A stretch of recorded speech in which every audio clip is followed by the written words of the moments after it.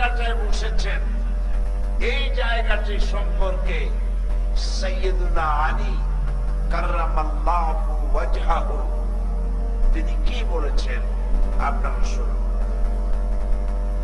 হযরত আলী বলেন,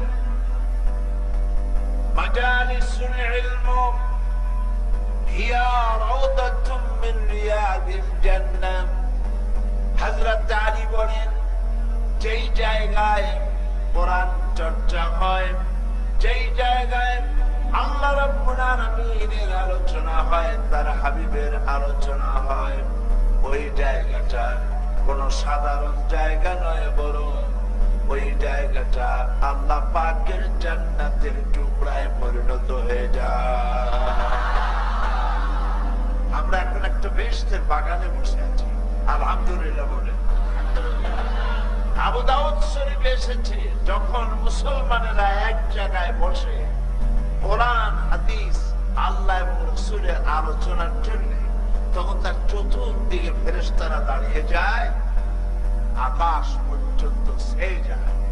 সমস্ত ফেরেশতারা যতক্ষণ লোকজন বাড়ি ফিরে না যায় ততক্ষণ দোয়া করতে থাকে, আল্লাহ পাক এই যতগুলি মানুষ এসেছে এদেরকে তুমি ক্ষমা করে দাও, কারণ আপনাদেরকে এখানে আসার পেছনে আল্লাহ রাসূল ছাড়া কোন স্বার্থ আছে? জবাব দেন, স্বার্থ আছে? ইসলামী ছাত্র শিবির আপনাদের কাউকে বাস ভাড়া দিয়েছে, রিক্সা ভাড়া দিয়েছে, ভ্যান ভাড়া দিয়েছে? মাহফিলের শেষে গরুর গোশত দিয়ে পেট ভরে খাওয়ানো হবে, এমন কোন সুখবর আছে?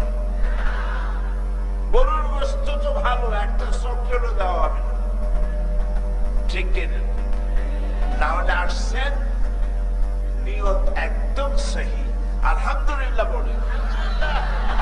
বলে শ্রদ্ধা জড়িত কণ্ঠে হৃদয়ের সবটুকুন আবেগ উজাড় করে আমরা বলছি আলহামদুলিল্লাহ। রব্বানা লাকাল হামদ হামদান কাসীরান তাইয়্যিবান মুবারাকান ফীহি ইয়া রাব্বি লাকাল হামদু কামা ইয়ানবাগি লিজালালি ওয়াজহিকা ওয়া আযীমি সুলতানিকা। বিশাল মালিক, বিস্তীর্ণ এই জমিনের মালিক, কুল কায়নাতের মালিক আল্লাহ রাব্বুল আলামিনের দরবারে শুকরিয়া আদায় করে নিলাম। তিনি যদি দয়া করে আমাদের আসতে না দিতেন, আমরা আসতে পারতাম। এটা ঠিক কিনা? এমনও তো হয়েছে এই মাহফিলে কুমিল্লা থেকে, হাজীগঞ্জ থেকে, অনেক দূর দারাজ থেকে লোকেরা এসেছেন। আবার এমনও হয়েছে মাহফিলের একদম কাছে বাড়ি আছে, দোকান আছে, মাহফিলে আসা সৌভাগ্য হয় না। যারা আসতে পেরেছেন তাদের জন্য খুশকিসমত, যারা আসতে পারেন নাই তাদের জন্য দোয়া করা দরকার। আল্লাহ রাব্বুল আলামিন যেন আল্লাহ পাক তাদেরকে ওই কোরআনের দিকে আকৃষ্ট করে দেন। বলি আলহামদুলিল্লাহ। মুহাব্বতের সাথে জোরে সোরে সবাই পড়েন আলহামদুলিল্লাহ। প্রিয় ভাই সব, আপনারা এসেছেন নবী করিম সাল্লাল্লাহু আলাইহি ওয়াসাল্লামের সিরাত জানার জন্য।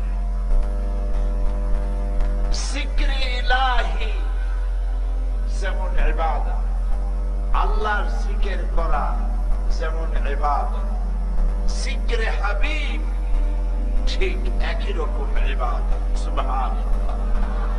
নবী করিম সাল্লাল্লাহু আলাইহি ওয়াসাল্লামের আলোচনা করো ইবাদতের শামিল। আজকে আমরা জানতে এসেছি এমন এক মহান সত্তাকে, এমন এক মহান ব্যক্তিত্বকে, যিনি আল্লাহর পরে জমিনের উপরে আকাশের নিচে সর্বশ্রেষ্ঠ মর্যাদা সম্পন্ন। আল্লাহর পরে তার থেকে এত বড় মর্যাদা আকাশেও কারো নাই, জমিনেও কারো। নবী করিম সাল্লাল্লাহু আলাইহি ওয়াসাল্লাম আল্লাহ পাক তাকে দুনিয়া পাঠিয়েছেন, তার সিরত আমরা জানতে এসেছি। আজকের মাহফিল সর্বশ্রেষ্ঠ মাহফিল। আপনারা চাঁদপুর আউটার স্টেডিয়াম নামক জায়গায় এখন আর নাই।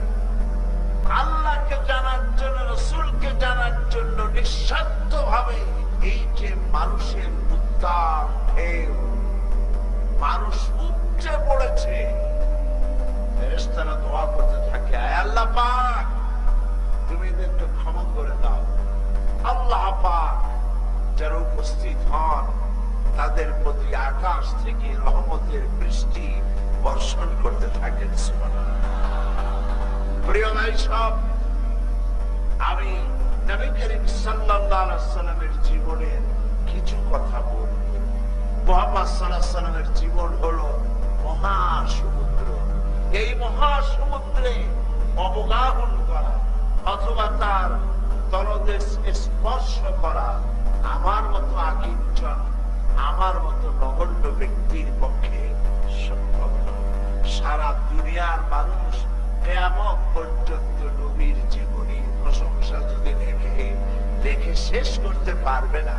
কারণ আল্লাহর শ্রেষ্ঠ সৃষ্টি মুহাম্মদ, জোরে বলেন সাল্লাল্লাহু আলাইহি ওয়াসাল্লাম, তার থেকে শ্রেষ্ঠ কেউ নাই। জোরে বলেন সুবহানাল্লাহ। আল্লাহর পরেই তার মর্যাদা। আমি তার কথাই আপনাদেরকে বলব। আল্লাহ রাব্বুল আলামিন এই পৃথিবীতে যত নবী পাঠিয়েছেন, আমার হাতে যে কোরআন শরীফ, এই কোরআন শরীফের ভিতরে আল্লাহ যত নবীকে ডাকার প্রয়োজন মনে করেছেন সবাইকে নাম ধরে ডেকেছেন। আদম আলাইহিস সালামকে ডাকবেন, বলেছেন ইয়া আদম, ইয়া যাকারিয়া, ইয়া ইয়াহইয়া, ইয়া মূসা, নাম ধরে ধরে ডেকেছেন। আমার যখন ডাকার দরকার হয়েছে জাতির পিতাকে, তখন জাতির পিতারও নাম ধরে ডেকেছে। কে জাতির পিতা? বলেন কে জাতির পিতা? এই ব্যাপারে মুসলমানদের আপোষ করার কোন অবকাশ। কেউ যদি তার নিজের পিতাকে জাতির পিতা বলে চাপাতে চায়, মুসলমানেরা তা মেনে নেবে না, ইতিহাস তা মেনে নেবে না। পিতা কে হবে? হে মুসলমান, এ পৃথিবীর মানুষগুলি সৃষ্টি করেছেন কে? চিল্লায় বলুন। এই মুসলিম মিল্লাতে পিতা কে হবেন তাও নির্ধারণ করে দিয়েছেন কে? এই ব্যাপারে আপত্তি তুলতে পারে, দ্বিমত পোষণ করতে পারে কেবলমাত্র মুনাফিকেরা, মুসলমানেরা আপত্তি করতে পারে না। মুসলমানদের দ্বিমত করার কোন সুযোগ নাই। সূরা হজ, সূরা আল্লাহ রাব্বুল আলামিন বলেন মিল্লাতা আবিকুম ইব্রাহিম হুয়া সাম্মাকুমুল মুসলিমিন। আল্লাহ পাক বলেন মুসলিম মিল্লাতের তাম দুনিয়ার সমস্ত মুসলমানেরা পিতা হলেন হযরতে ইব্রাহিম আলাইহিস সালাম। ইব্রাহিম আলাইহিস সালাম তোমার জাতির পিতা। মনে থাকবে?